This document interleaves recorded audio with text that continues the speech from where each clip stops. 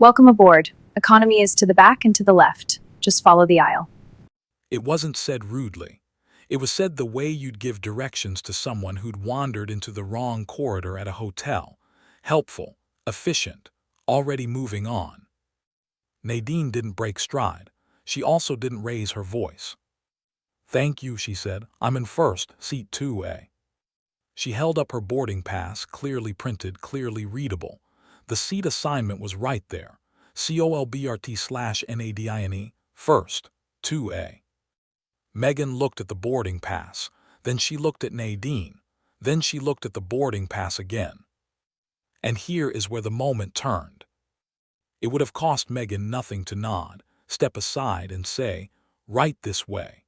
Less than 2 seconds of effort. A professional courtesy extended to every other passenger who'd boarded that cabin in the previous 20 minutes. The man in the navy blazer, the woman with the Burberry scarf, the couple in matching cashmere who'd smiled at Megan like she was the concierge at the Ritz. All of them had been welcomed without a second glance at their boarding passes. But Megan didn't step aside. "Can I see that for a moment?" she said, reaching for the boarding pass. Not asking, really. Her hand was already extended. Her fingers were already closing around the edge of the paper. Nadine paused, looked at Megan's hand, looked at Megan's face, and in that half-second pause, she performed the kind of rapid assessment that 28 years of diplomacy had trained into her nervous system. She read the situation the way she would read a room at a foreign ministry: the body language, the micro-expression, the positioning of power, and the very specific temperature of a person who had already decided something and was now looking for a reason to justify it. Nadine let go of the boarding pass. Not because she had to, but because she understood something that Megan didn't. The next 60 seconds were going to be more revealing than any argument. "Of course," Nadine said. Megan took the boarding pass and walked toward the galley at the front of the first-class cabin. It was a small space, separated from the seating area by a curtain. She didn't scan the boarding pass at the onboard reader. She didn't call the gate. She held the boarding pass in her hand, looked at it, looked back toward Nadine, and then set it down on the counter. 20 seconds passed. 40 seconds. A full minute.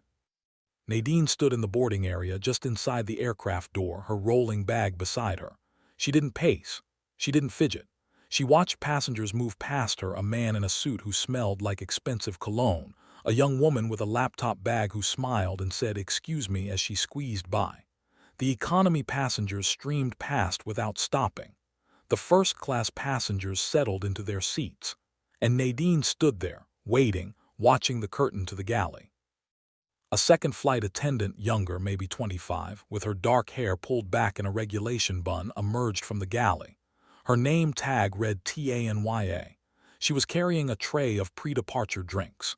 She glanced at Nadine standing in the boarding area and something flickered across her face. It wasn't surprise. It was recognition, not of Nadine but of the situation.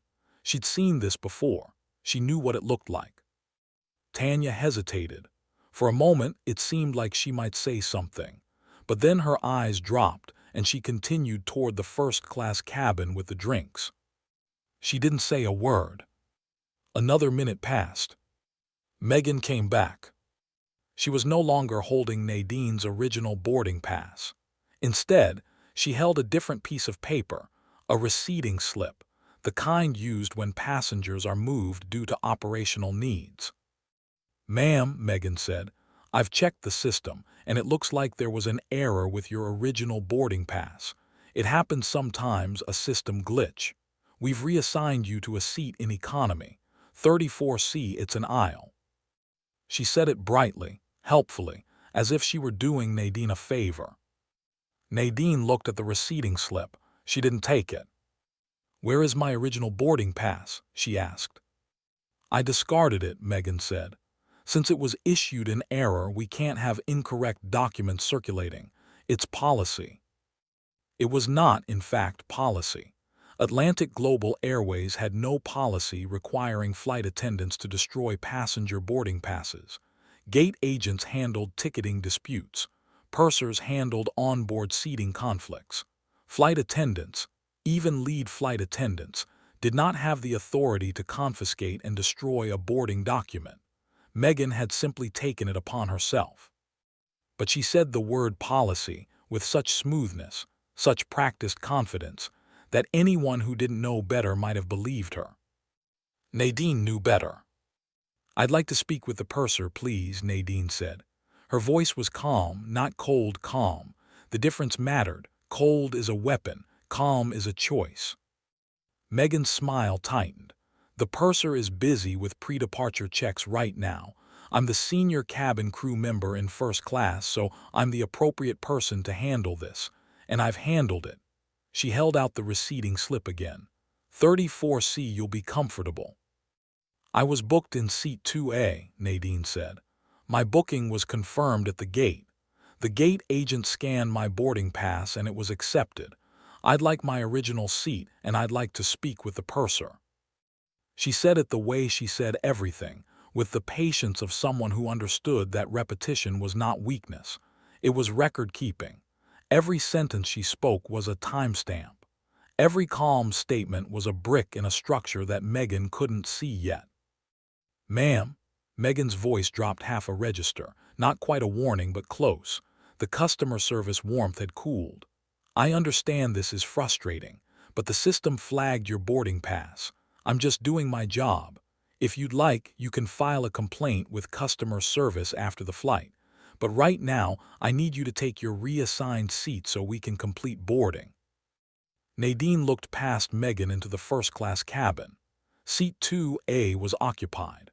A white man in his early 60s, gray hair, reading glasses, a copy of the Financial Times, was settling into the window seat.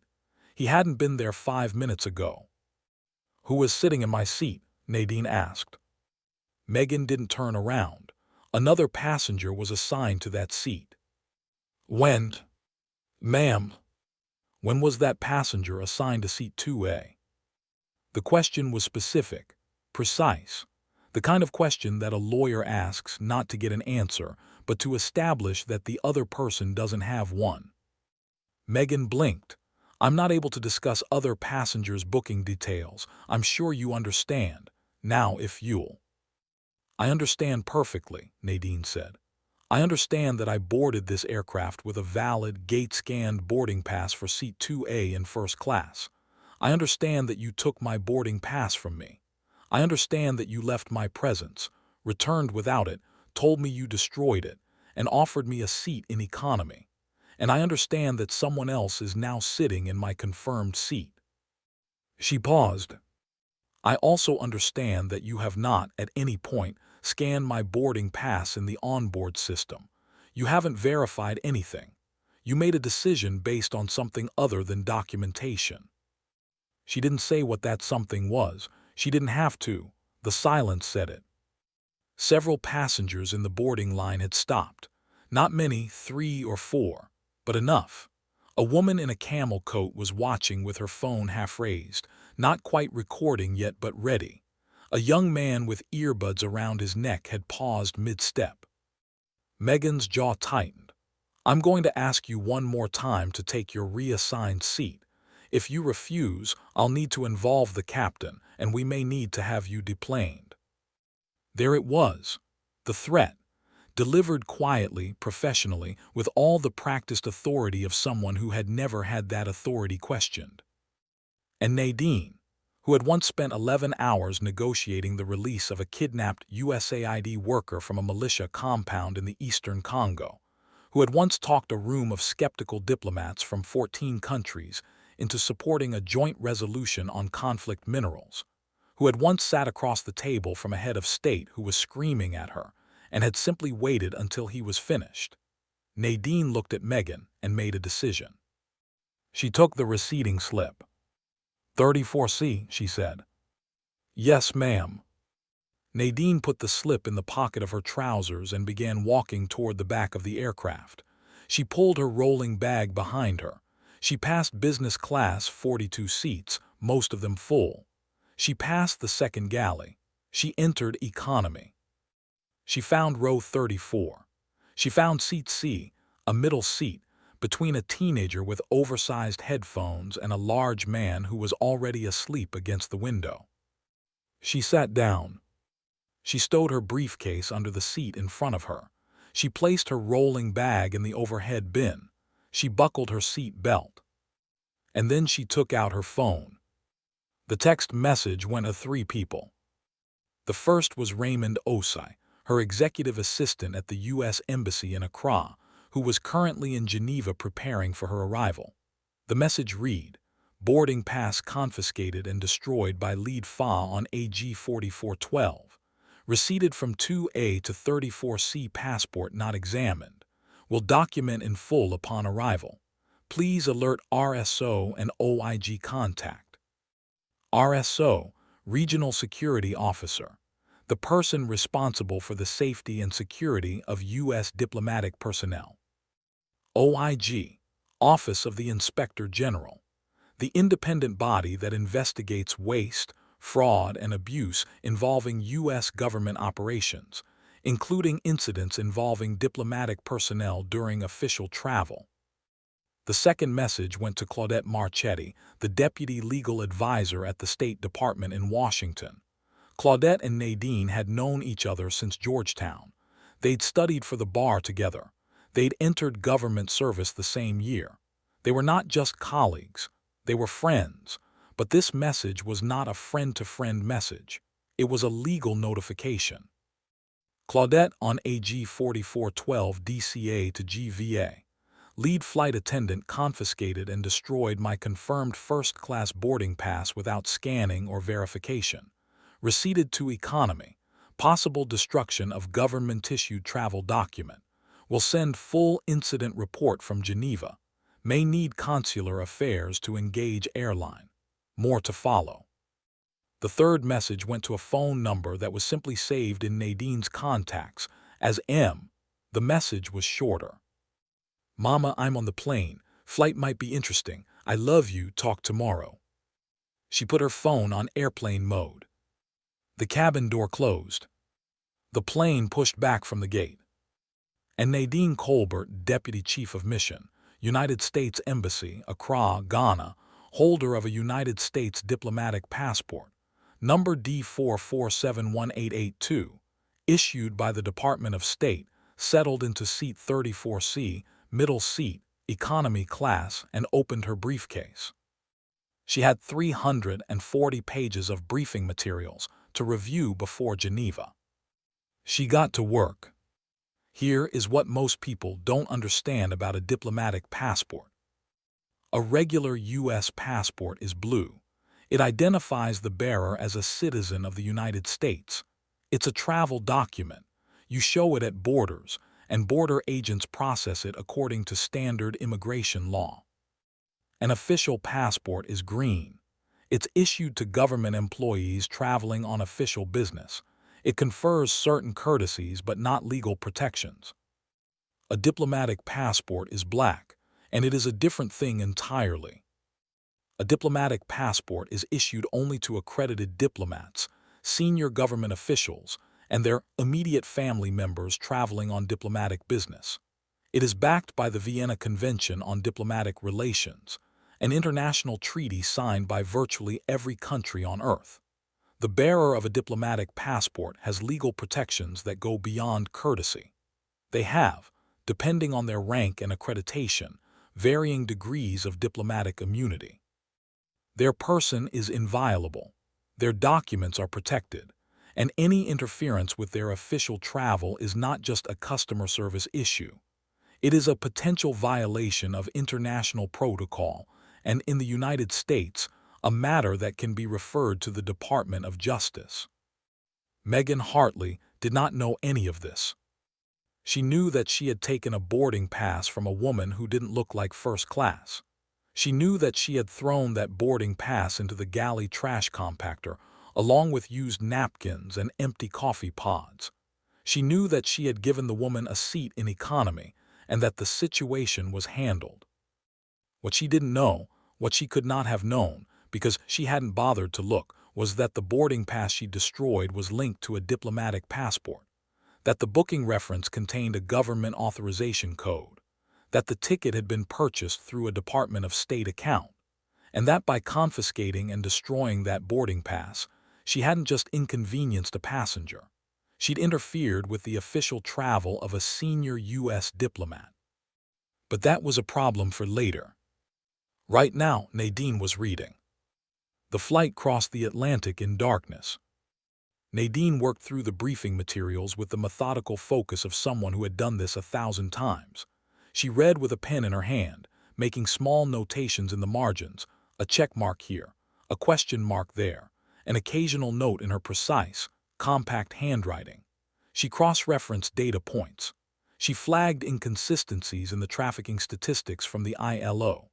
She drafted talking points on a yellow legal pad, organizing them by priority and anticipated resistance. The teenager next to her fell asleep within 20 minutes of takeoff. The man by the window was snoring before they cleared the eastern seaboard. Nadine had the reading light on and a bottle of water she'd purchased in the terminal, and she was, by any external measure, unbothered. But she was not unaware. She was aware that she was sitting in a middle seat in economy on a 9-hour international flight when she had a confirmed first-class booking.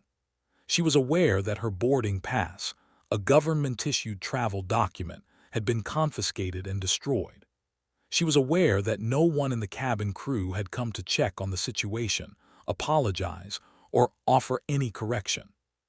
She was aware that a man she'd never seen before was currently sitting in her seat, 2A, drinking what was probably a very nice burgundy, and eating a 3-course meal, while she balanced a legal pad on the briefcase in her lap.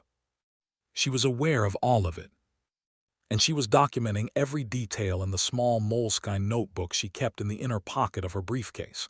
She wrote the time of each event. She wrote Megan's name, which she'd read from her name tag. She wrote the name of the junior flight attendant, Tanya, who had walked past without speaking. She wrote the tail number of the aircraft, which she'd memorized as she walked down the jet bridge. She wrote the exact words Megan had used, not paraphrased, exact.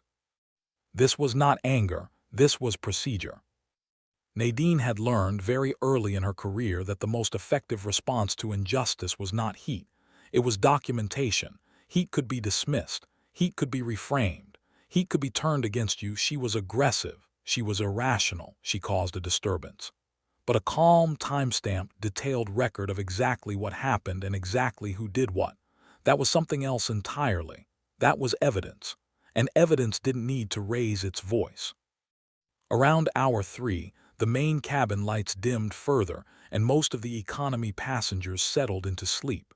Nadine closed her briefing binder and sat quietly for a few minutes, her hands folded in her lap. She looked out past the sleeping man toward the window. There was nothing to see, just the black Atlantic below and the faint suggestion of stars above. But she looked anyway. She was thinking about her mother. Margaret Colbert, 81 years old, still living in the same row house in West Baltimore where Nadine had grown up, still getting up at 5:30 every morning to make coffee and read the paper, still attending Greater Grace Baptist Church every Sunday, sitting in the third pew, left side, as she had for 53 years. Margaret Colbert had been a public school teacher for 36 years, 3rd grade, Gardenville Elementary. She taught reading to 2 generations of children, some of whom came to school hungry, some of whom came to school from homes where nobody read to them, some of whom came to school angry or frightened or both. And Margaret had treated every single one of them with the same unwavering patience and clarity. Nadine had asked her once, when she was maybe 12, why she never yelled. Margaret had looked at her over the top of her reading glasses and said, "Because yelling tells people you've run out of better options, and I haven't." Nadine smiled, very faintly, in the dark of the economy cabin. She hadn't run out of better options either. Here's what was happening in the first-class cabin, while Nadine worked in economy. Megan was having, by her own assessment, a good flight. The first-class passengers were settled and content. The man in 2A, his name was Gerald Forsyth, a retired investment banker from Greenwich, Connecticut, was on his second glass of Chambertin and had complimented the wine selection. The couple in row 3 had ordered the beef tenderloin and were watching a movie together, sharing earbuds like teenagers. The woman in 1D, a Swiss businesswoman named Annalise, was already asleep under a cashmere blanket. The service was running smoothly. Megan moved through the cabin with practiced efficiency, anticipating requests, refreshing drinks, adjusting lighting. She was in her element. And she had not, for a single moment, reconsidered what she'd done. This is important to understand. Megan Hartley was not sitting in the galley wringing her hands, wondering if she'd made a mistake. She was not replaying the encounter and feeling a prick of doubt. She had moved on entirely. In her mind, the incident was minor and resolved. A woman had boarded with a boarding pass that didn't match what Megan expected, and Megan had handled it, quickly, professionally, without causing a scene. She would have used exactly that word, professional. Because in Megan's framework, what she'd done wasn't about race. It was about standards. It was about protecting the integrity of the first-class cabin. It was about the fact that certain people just didn't fit. And the not fitting wasn't about skin color. She would have been genuinely offended by that suggestion. It was about something else. Something she couldn't quite name but could always identify.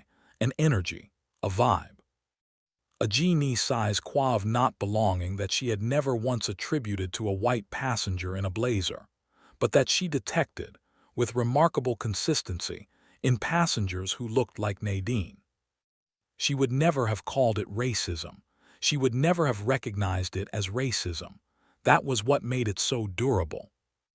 The only person in the first-class cabin who was thinking about Nadine at all was Gerald Forsyth. He'd watched the interaction from his seat, not the whole thing, but enough. He'd seen the black woman standing in the boarding area. He'd seen Megan take her boarding pass. He'd seen Megan return without it and hand her something else. He'd seen the woman walk toward economy.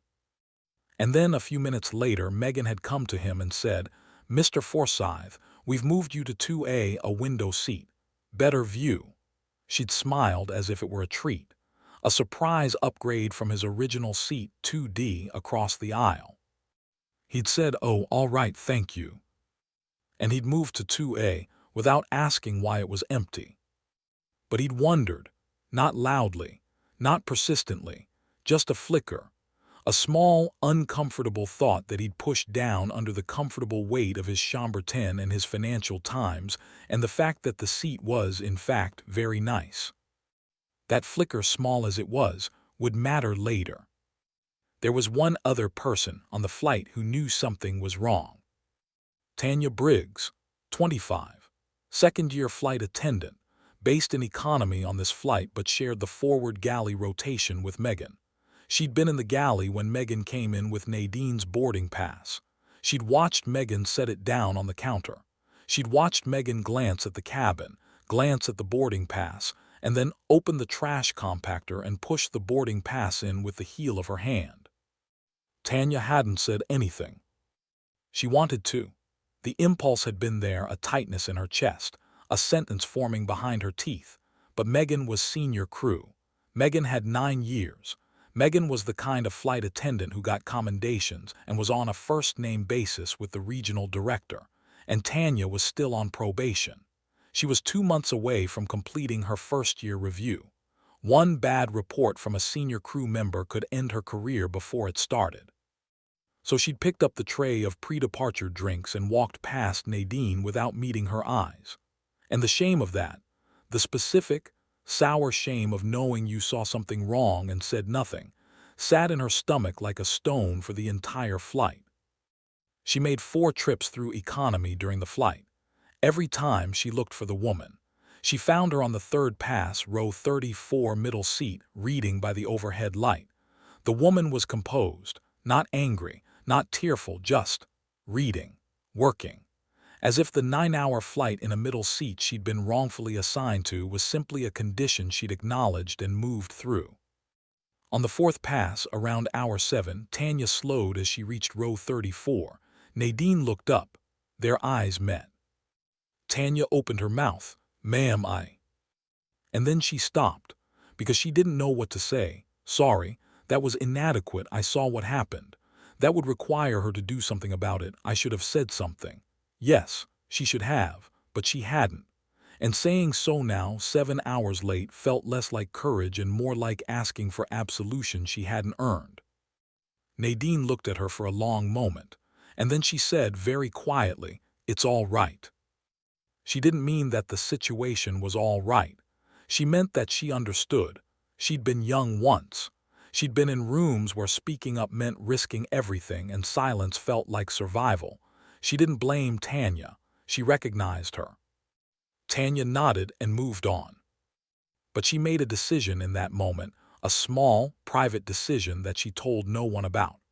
When the flight landed, she was going to write her own account of what she'd seen. She was going to include the timestamps. She was going to include Megan's name, and she was going to submit it to the airline's internal ethics line. She didn't know yet how much that decision would matter, but she'd made it, and she wouldn't unmake it. The 777 descended over Lake Geneva at 8:14 a.m. local time, 6 minutes ahead of schedule. The mountains were visible through the morning haze, distant, white-capped, ancient.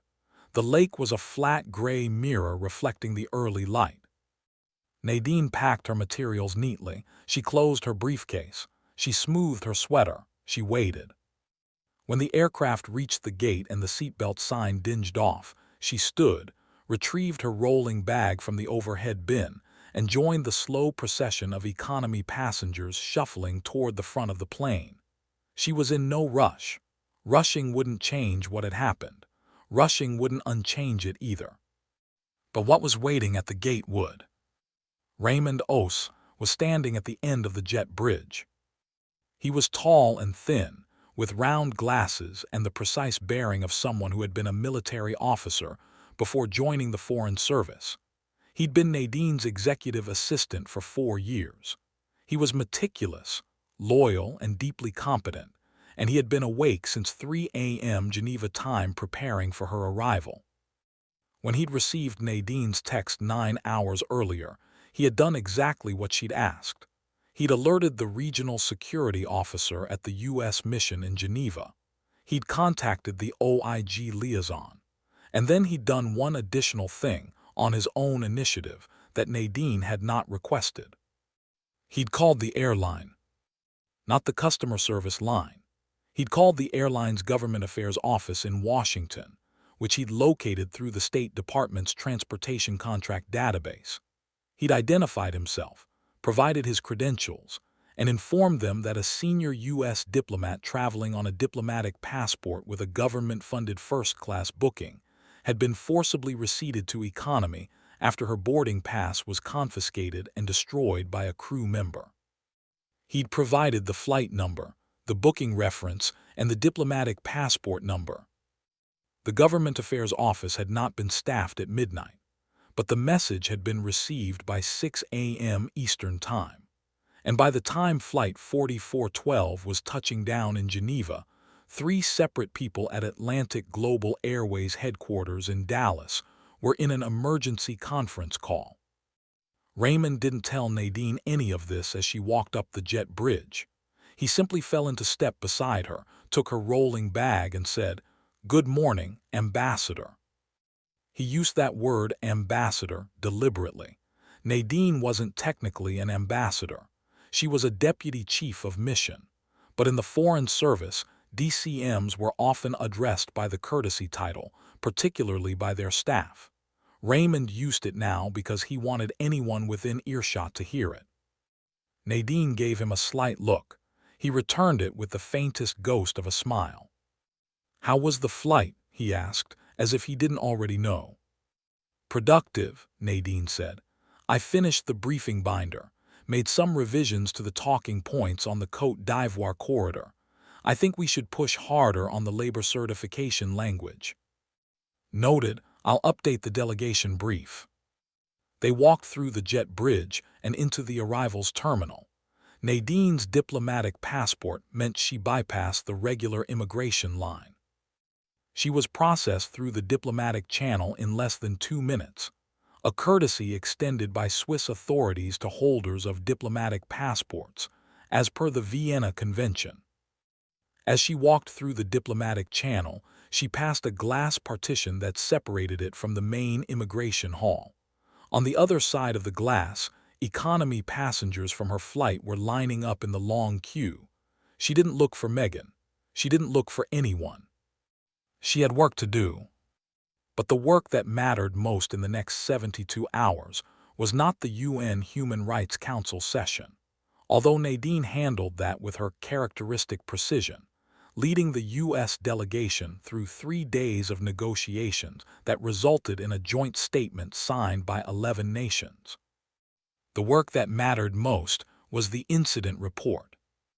Nadine wrote it that evening, in her hotel room at the Intercontinental Geneva, after a 14-hour day that had begun in seat 34C and ended at a diplomatic reception where she'd shaken hands with the UN High Commissioner for Human Rights. She sat at the desk in her room, still in her work clothes, and she wrote.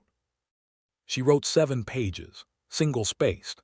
She described every detail of the interaction with Megan Hartley, every word spoken, every action taken, every moment where she'd been given an opportunity to resolve the situation and that opportunity had been denied. She described the confiscation of her boarding pass. She described its destruction. She described the receding. She described the threat of deplaning. She described Megan's refusal to allow her to speak with the purser. She described it all without adjectives, without emotion, without editorializing. She didn't call Megan racist. She didn't call the interaction discriminatory. She didn't need to. The facts, laid out in sequence, told the story with a clarity that no adjective could improve. At the end of the report, she included 3 requests. First, that the State Department's Office of the Inspector General open a formal review of the incident, as it involved the destruction of a government-linked travel document and interference with the official travel of a diplomatic officer. Second, that the State Department's Bureau of Consular Affairs engage with Atlantic Global Airways regarding their crew training protocols, specifically with respect to the treatment of passengers holding diplomatic passports. Third, that the matter be referred to the Department of Transportation's Office of Aviation Consumer Protection, which had jurisdiction over airline passenger rights violations. She signed the report. She scanned it. She encrypted the file using the State Department's secure communication system, and she sent it to 4 recipients: the Inspector General's Office, the Bureau of Consular Affairs, the Deputy Legal Advisor Claudette Marchetti, and her own personnel file. Then she closed her laptop, took off her shoes, and called her mother. "How was the flight?" Margaret asked. "Long," Nadine said. Did you eat?" "I had a granola bar." "Nadine." "I'll eat tomorrow, Mama, I promise." "You always say that." They talked for 10 minutes about Margaret's garden, about the Sunday sermon, about whether the new mailman was putting the mail in the right box. Normal things, small things, the things that keep you tethered to who you are when the world is trying to tell you you're someone else. Before they hung up, Margaret said, "Whatever happened on that flight, you handled it." Nadine smiled. "How do you know something happened?" "Because you texted me from the plane and you never text me from the plane, and because I'm your mother, and because I know you." "I handled it," Nadine confirmed. "I know you did. Now go eat something." Here is what happened next, in the order it happened. Day 1. The Inspector General's office received Nadine's report and opened a preliminary review. This was standard procedure for any incident involving a diplomatic officer's official travel. A case number was assigned. An investigator was designated. Simultaneously, the Bureau of Consular Affairs sent a formal inquiry to Atlantic Global Airways Government Affairs Office, requesting a full accounting of the incident on Flight 4412, including all internal records, crew reports, and audio or video recordings related to the receding of passenger Colbert, Nadine, from seat 2A to to seat 34C. This inquiry was not a request. When the State Department sends a formal inquiry to a U.S. airline regarding the treatment of a diplomatic officer, it carries the weight of the federal government.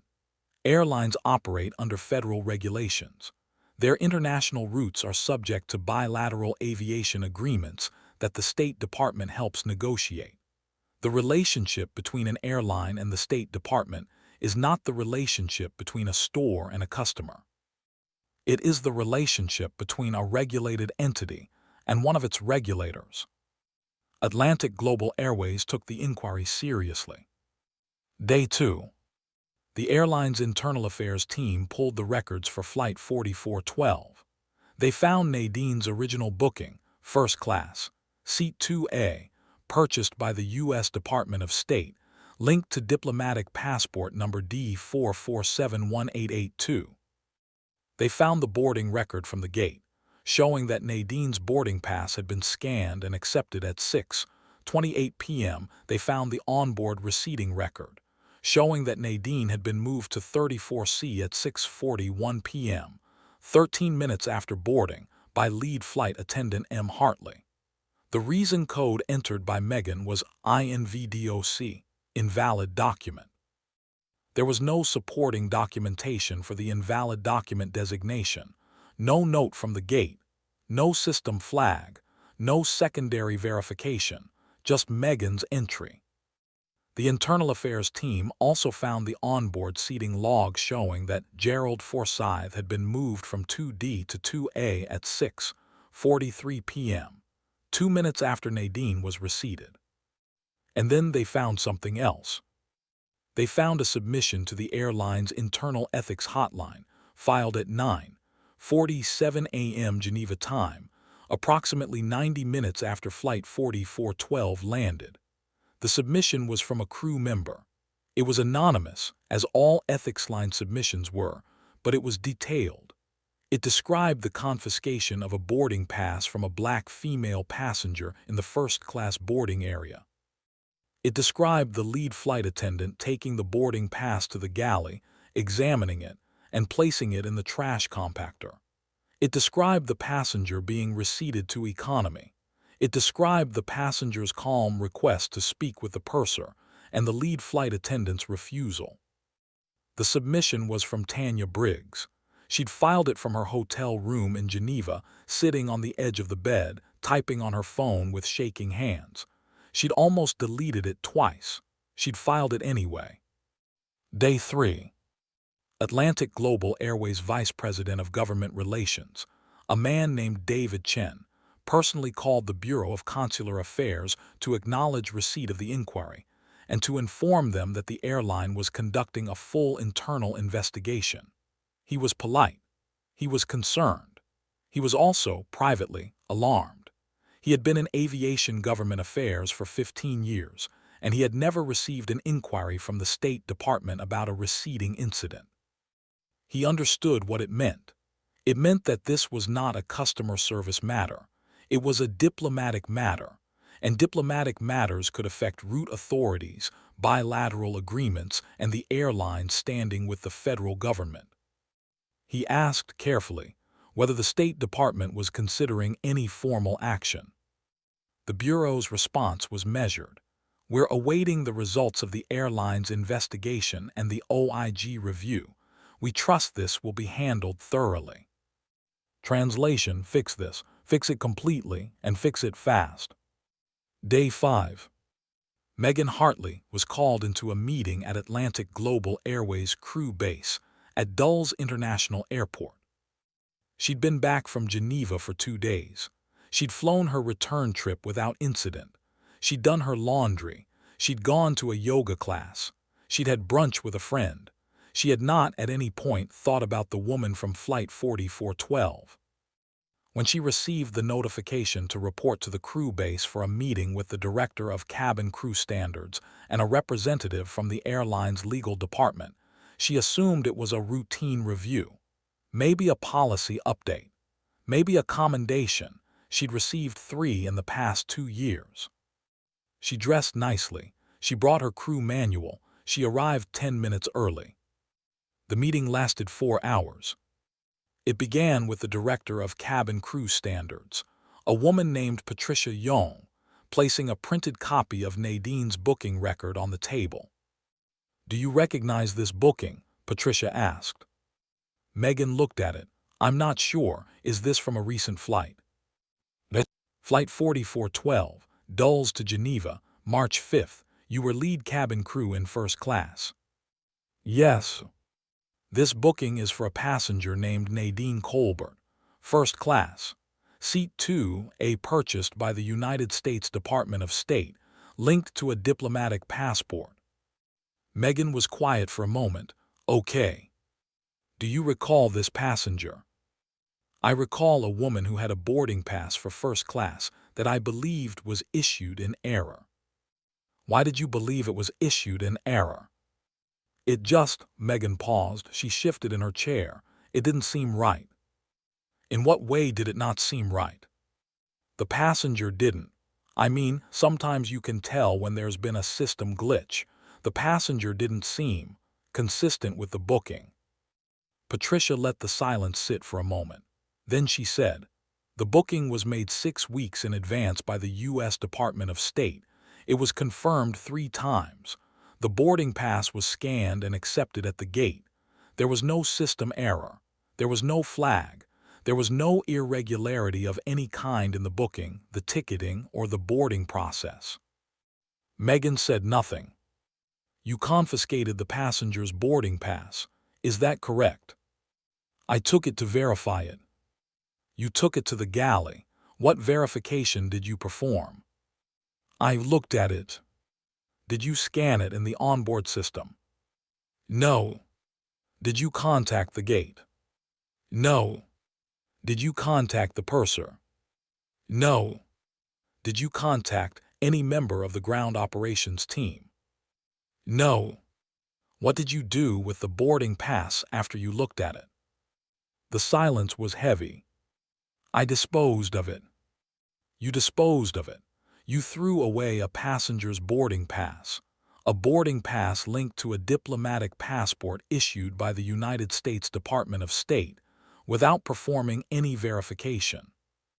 It wasn't a question. Megan answered it anyway. "I didn't know it was linked to a diplomatic passport." "Because you didn't check." "No." "And then you reseated the passenger to economy, seat 34C, a middle seat." "I offered her an alternative seat because—" "You moved her to a middle seat in economy from a confirmed first-class booking that had been purchased by the federal government. And when she asked to speak with the purser, you refused." "The purser was busy." "We've spoken with the purser. He was not busy. He was in the flight deck during boarding. He was available. You did not contact him." Megan's face was pale. "You then threatened the passenger with deplaning, a senior U.S. diplomat, on official government travel, carrying a diplomatic passport. You threatened to have her removed from the aircraft." I didn't threaten her. I informed her of the procedure." "The procedure for what?" "She had a valid ticket, a valid boarding pass, a confirmed seat. What procedure were you following?" Megan opened her mouth and closed it again. She looked at the table. She looked at her hands. She looked at the printed booking record with its State Department authorization code and its diplomatic passport number and its 6-week-old confirmation. And she saw, for the first time, the full architecture of what she'd done. She'd looked at a woman. She'd decided in 1 second that the woman didn't belong. And then she'd spent the next 15 minutes building a justification around that decision, confiscating the evidence, disposing of it, creating a false receipting record, refusing the passenger's requests, threatening her with removal, all to prop up a judgment she'd made before the woman had spoken a single word. And the worst part, the part that Megan would struggle with for months afterward, the part that would keep her awake at night and make her flinch when she remembered it, was that she still couldn't articulate why. Why hadn't the boarding pass seemed right? Why hadn't the passenger seemed consistent with the booking? What specifically about Nadine Colbert had triggered Megan's certainty that she didn't belong in first class? Megan couldn't say it. She couldn't say it because saying it would require her to name the things she'd spent her entire life pretending didn't influence her. And nomming it would mean that every other time she'd instinctively redirected a passenger, every other time she'd helpfully suggested someone might be in the wrong cabin, every other time she'd felt that familiar certainty about who belonged and who didn't, all of it would be cast in a different light. A light she wasn't ready for. Patricia Young watched her. The legal representative watched her. And neither of them filled the silence because the silence was doing the work that words couldn't. Finally, Patricia spoke. Ms. Hartley, this incident is under review by the State Department's Office of the Inspector General and has been referred to the Department of Transportation.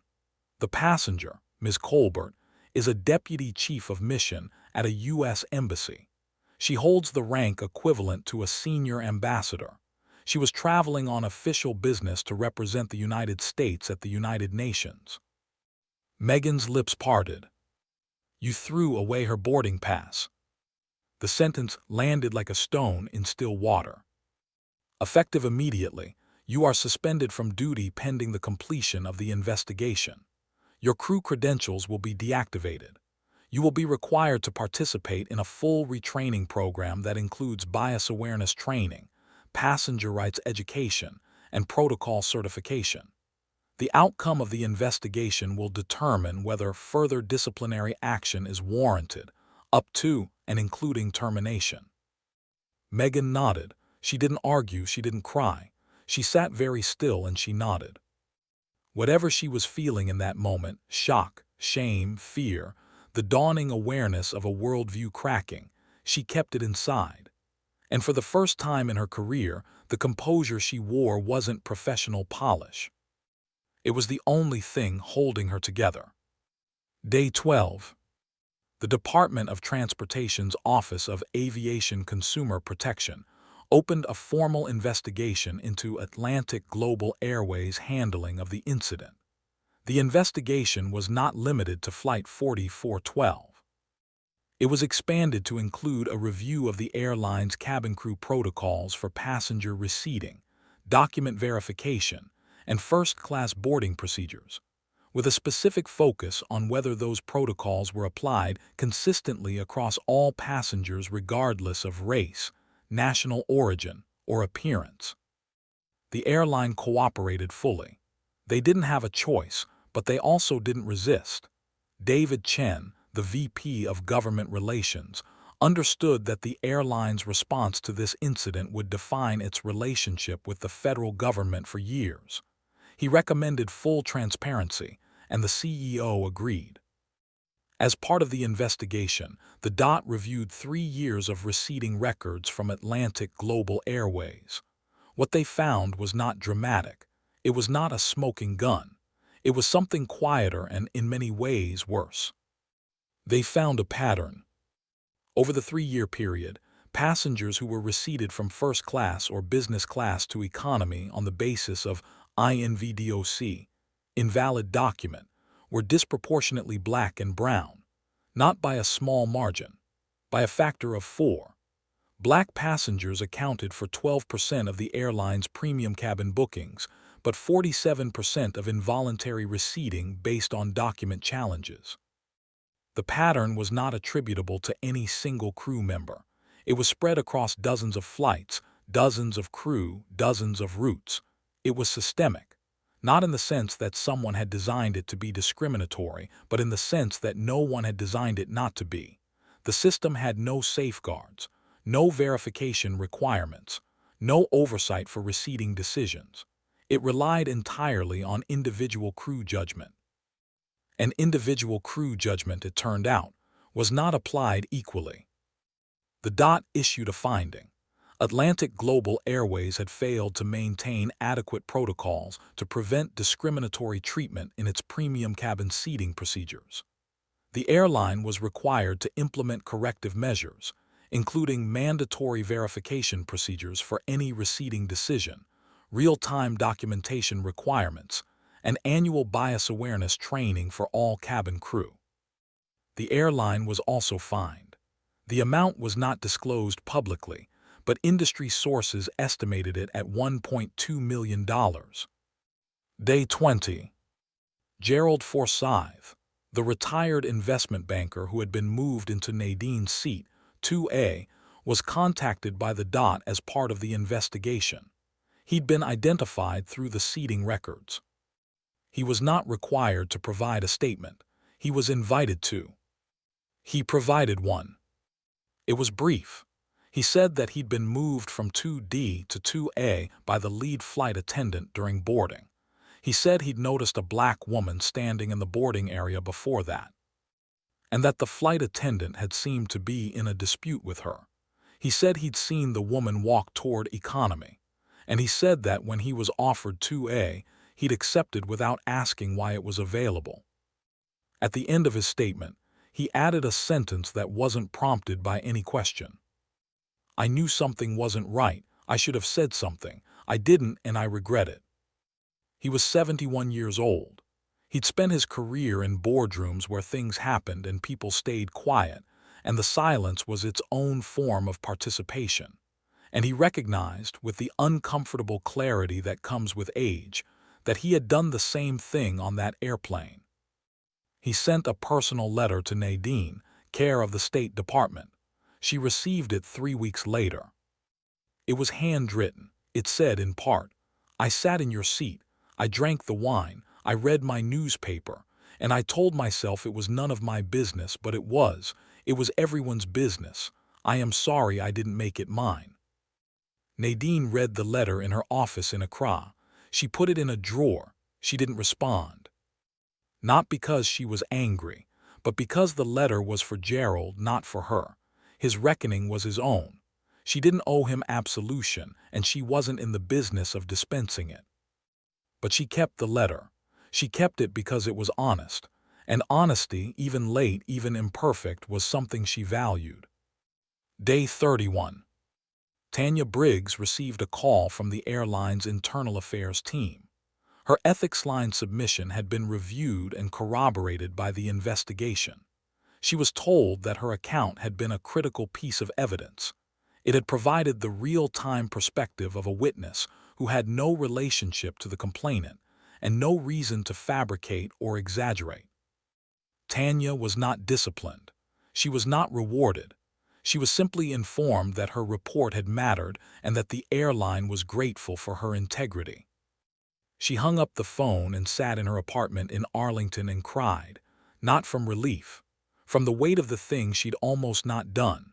She'd almost deleted that report. She'd almost convinced herself that it was none of her business, that speaking up would cause problems, that it would be easier to forget. But she hadn't forgotten.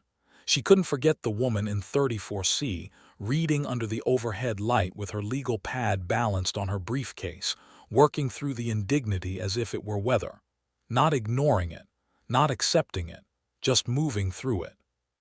That image stayed with Tanya. It would stay with her for the rest of her career. 2 months later, Tanya was invited to join a newly formed crew advisory panel on passenger equity. The panel was part of the airline's corrective action plan. Its purpose was to provide frontline crew input on bias awareness training, reporting protocols, and passenger rights standards. Tanya accepted. She didn't do it for recognition. She did it because she'd learned something on Flight 4412, something that couldn't be unlearned. She'd learned that silence was a choice, and that the cost of choosing it was paid by someone else. Day 45. Megan Hartley completed her suspension and her retraining program. The investigation concluded that while her actions constituted a serious violation of airline policy and passenger rights, they did not meet the threshold for criminal referral. She was not terminated. She was reassigned from international premium cabin service to domestic economy routes, effective immediately. Her seniority was adjusted. Her path to promotion was, for all practical purposes, closed. Some people would say she got off easy. Some people would say the system worked. The truth, as usual, was more complicated than either. Megan completed the bias awareness training required by the DOTS corrective order. The training was developed by an outside firm that specialized in organizational equity. It was not a lecture. It was not a seminar where someone showed slides about diversity and everyone nodded and went home.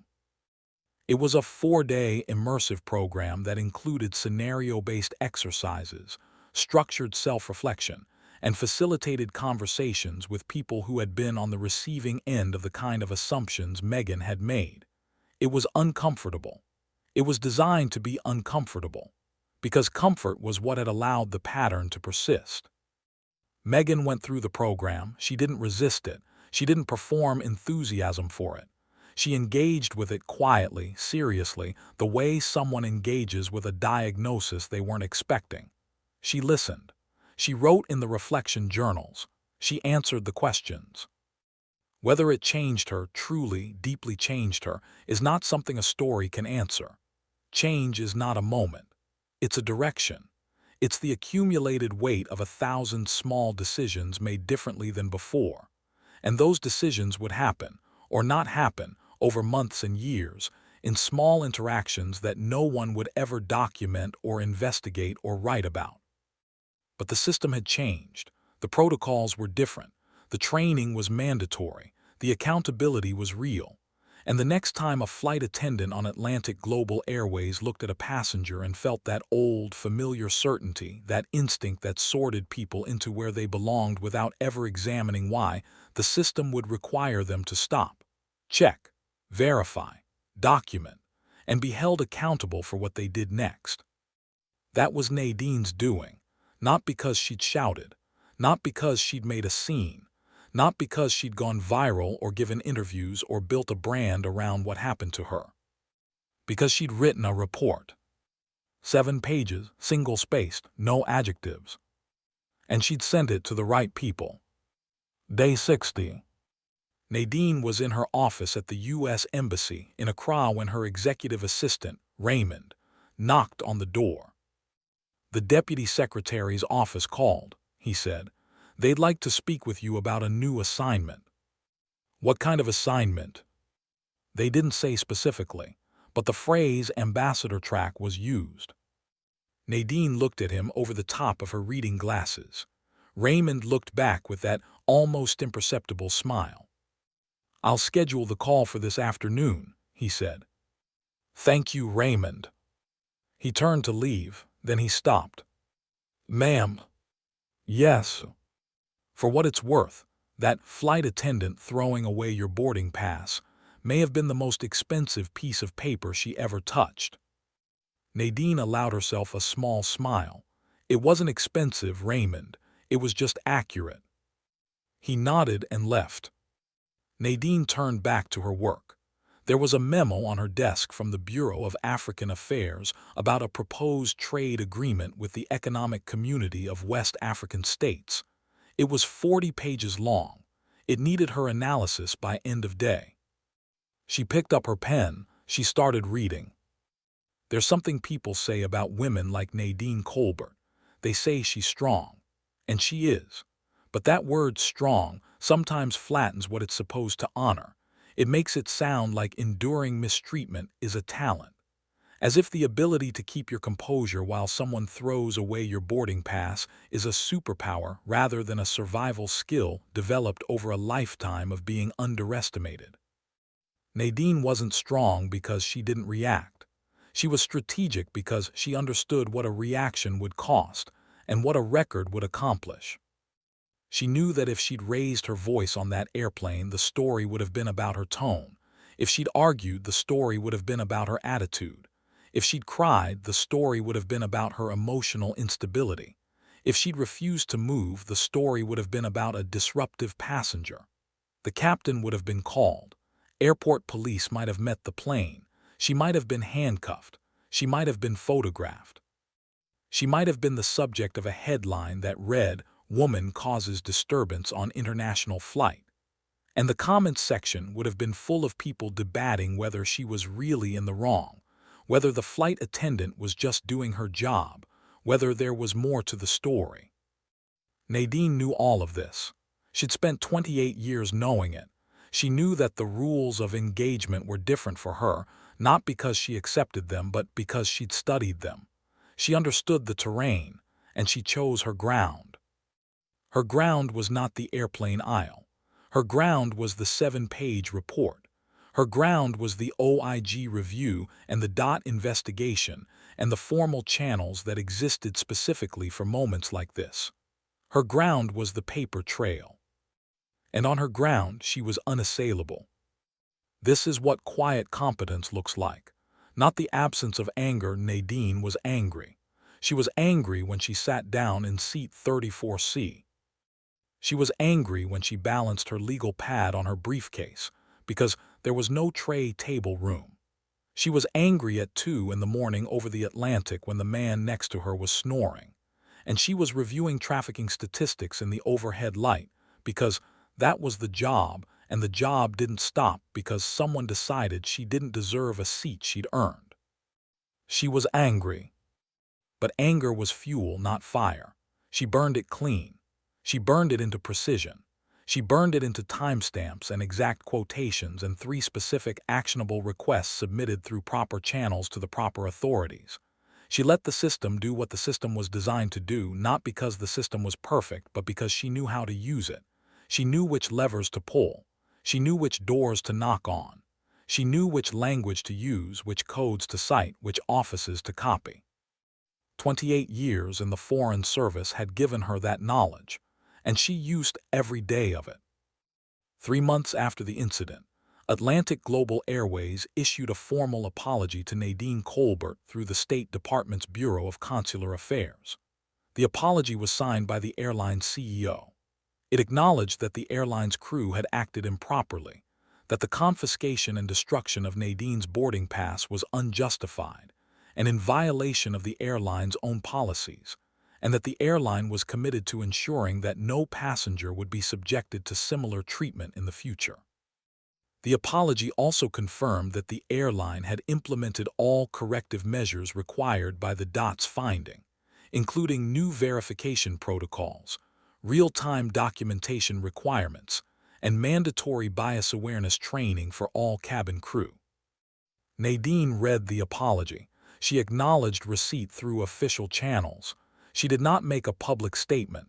She did not grant interviews. She did not post about it. She did one thing. She forwarded the apology letter and a summary of the DOT's finding and a description of the corrective measures to the Association of Black American Ambassadors, a professional organization of current and former black diplomats in the U.S. Foreign Service. She included a brief note. This happened to me. It's happened to others. The corrective measures are a start, but they only matter if we continue to hold the systems accountable. I'm sharing this so the record exists. That was Nadine. No speeches, no brand, just the record. The record existed now. It would exist when the next diplomat traveled. It would exist when the next passenger was questioned. It would exist when the next flight attendant looked at someone and felt that old certainty and had to decide what to do with it.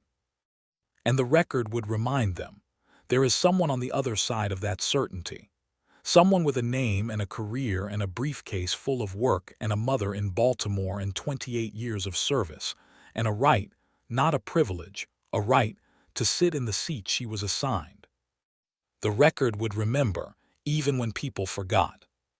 6 months later, Nadine Colbert was nominated by the President of the United States to serve as the U.S. Ambassador to the Republic of Senegal. Her confirmation hearing before the Senate Foreign Relations Committee lasted 2 hours. She answered every question with the same calm precision she'd brought to every assignment in her career. She spoke about trade policy, regional security, democratic governance, and the importance of the U.S.-Senegal partnership. She did not mention Flight 4412. She was confirmed unanimously. On her first day as ambassador, she walked into the U.S. Embassy in Dakar, and the entire staff was lined up in the atrium to greet her. Marines in dress blues, Foreign Service officers, local staff, everyone. Raymond Osei was there. He'd followed her to the new posting as he'd followed her from Accra, as he would follow her wherever the work took them next. He stood at the end of the line, holding her schedule for the day. "Ambassador," he said, handing her the folder. "Raymond. Busy day. You have a meeting with the foreign minister at 10, a courtesy call with the ECOWAS representative at noon, and a staff all hands at 3. And tonight. Tonight, you have dinner with the Senegalese Minister of Trade. The restaurant is on the Corniche. The view of the Atlantic is supposed to be exceptional." Nadine paused. She looked out the window of the atrium, where the Dakar sunlight was pouring in, bright, equatorial, unambiguous. "The Atlantic," she said. "I spent 9 hours over it in a middle seat once." "I recall." The view from 34C was not exceptional. "I imagine not." She smiled, not broadly, just enough. The kind of smile that said, "I remember everything, I carry all of it, and I'm still here." "Let's get to work," she said. And she did. Megan Hartley is still flying, domestic routes, economy cabin. She has not been promoted. She has not been written up again. She shows up, does her job, goes home. She is, by all outward measures, the same person she was before Flight 4412. But sometimes on a quiet flight, when she's walking through the cabin and she sees a passenger she doesn't recognize, a passenger who doesn't look like what she expects, she pauses. Not for long, just a beat, just long enough to notice the impulse, the old, automatic sorting, and to let it pass. She doesn't always succeed. The patterns of a lifetime don't dissolve in a 4-day training program, but she pauses, and the pause is something. It's the space between instinct and action. It's the crack where something new can grow if she lets it. Whether she lets it is her story to write. Tanya Briggs is still flying too.